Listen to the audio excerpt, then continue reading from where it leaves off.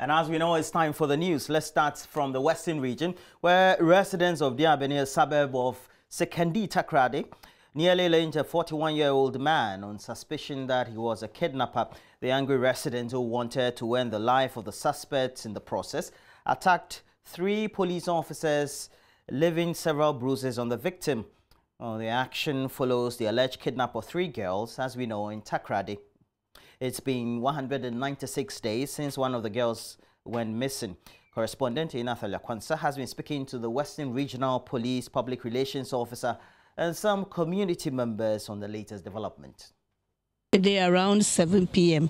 we had information in our operations room that a gentleman is being lynched at Diabene. Quickly, the patrol teams were dispatched. They got there. There was a thick crowd around the Diabene Palace.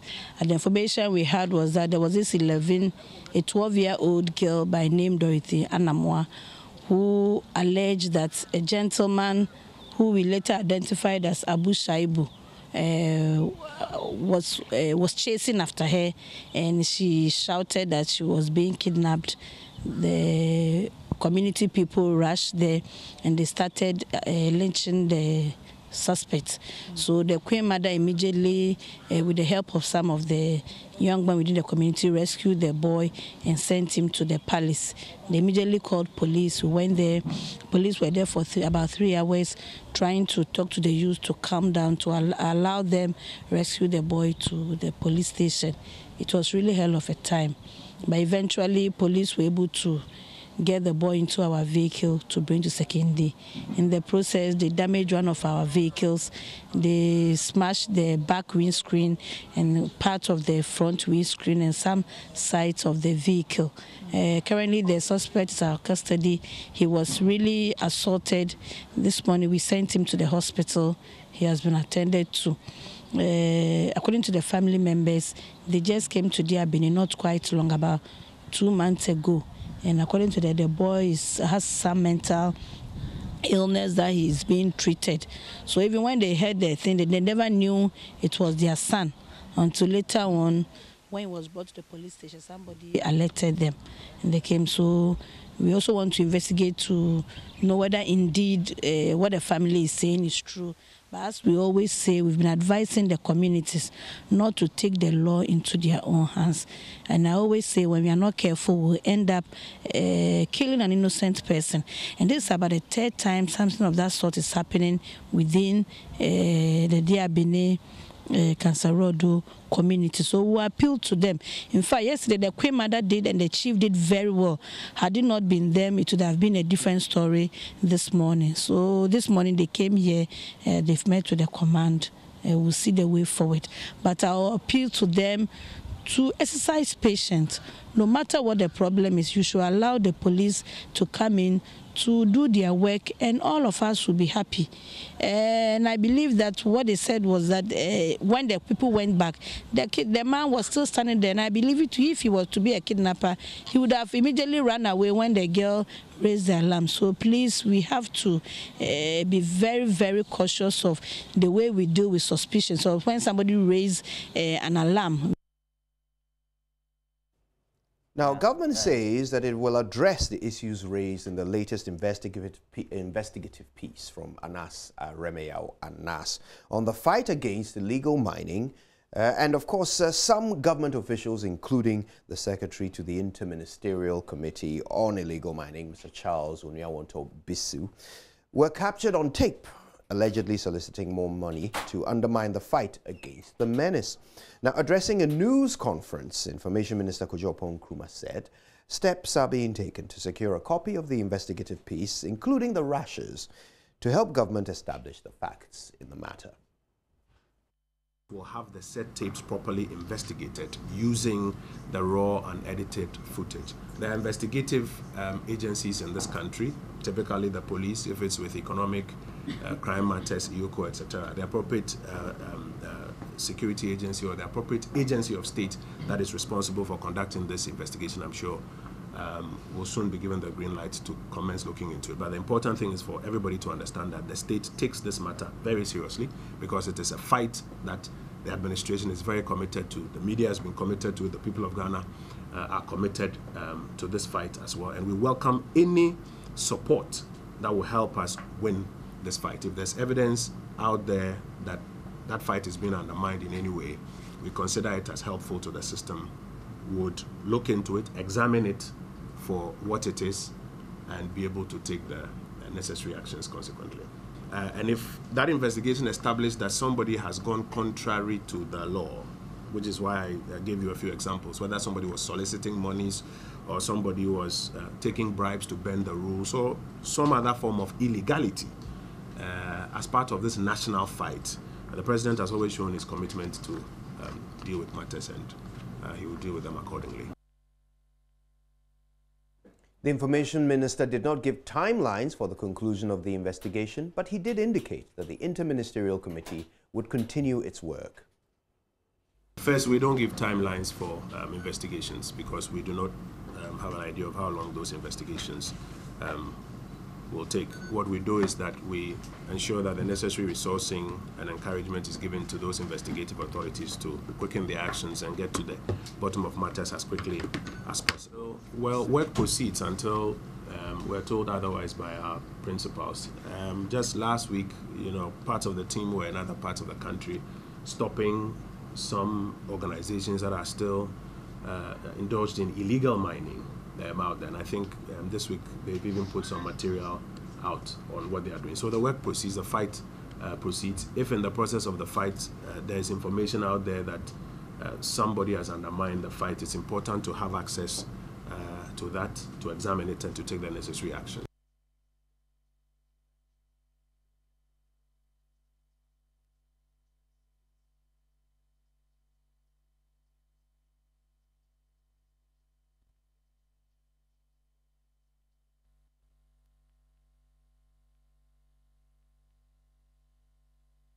The Secretary of the Interministerial Committee, Charles Bisu, has denied reports that he has been reassigned or has resigned. We tried to reach the chairman of the Interministerial Committee on Illegal Mining, Professor Frimpong Boateng, but he says he's unable to speak because he's in a cabinet meeting. The chairman of the Mines and Energy Committee has also declined to comment. Hundreds of applicants are waiting on a list for admission into a Jamasi school. We'll tell you more about that in just a moment. In fact, I can tell you now that they're on a waiting list for admission into a Jamasi School of Deaf in the Ashanti region because inadequate accommodation facilities have caused a delay. Now, girls are more disadvantaged as the only dormitory built at the inception of the school has seen no expansion since.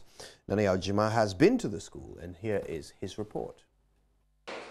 A blackboard on which various shapes of objects are drawn catches the attention of the visitor as teacher takes class 2 pupils through lessons on capacity by signage. Attention of children is determined by gestures they make to the teacher in agreement or otherwise of every point he or she makes in the lesson. Sitting in the classroom here, for many, is a privilege due to difficulty in gaining admission into the only school for the deaf in this part of the country.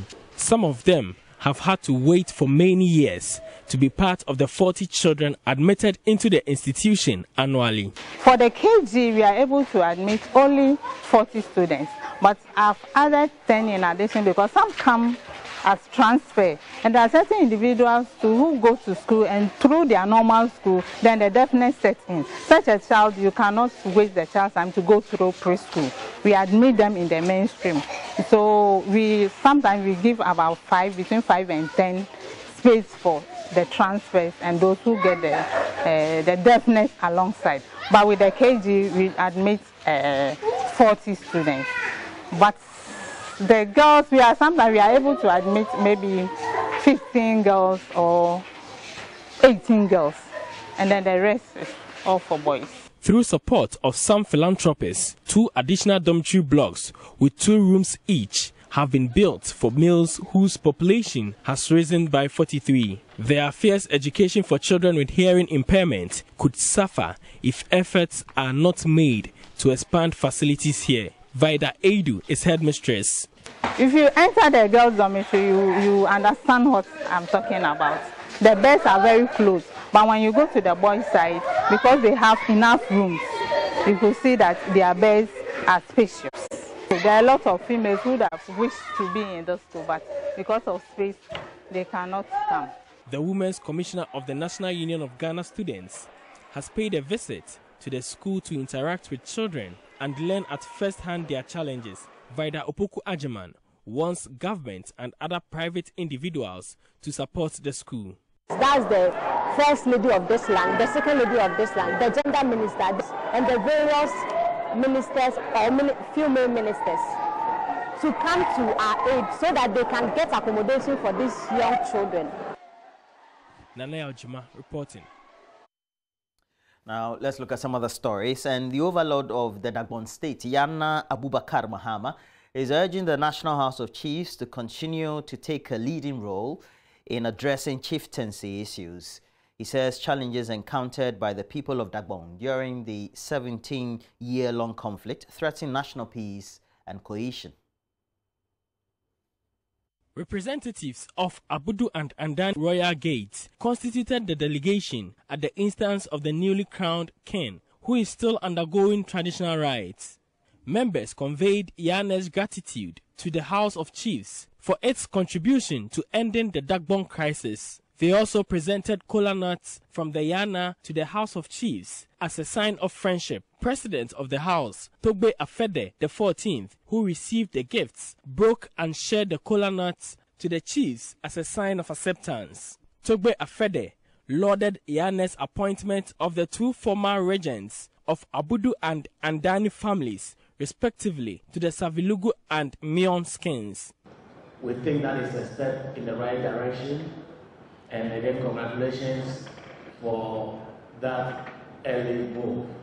We hope it helps to unite the people and bridge the gap between people who were previously divided, so that those divisions would not exist again, let alone bring problems to the people. The House of Chiefs told the delegation it is on a mission to restore image of chieftaincy institution and spearhead community and national development. Togbe Afede emphasized peace is key in realizing their aspirations. Build a new image for chieftaincy, an image of respectability, reverence, dignity. It requires that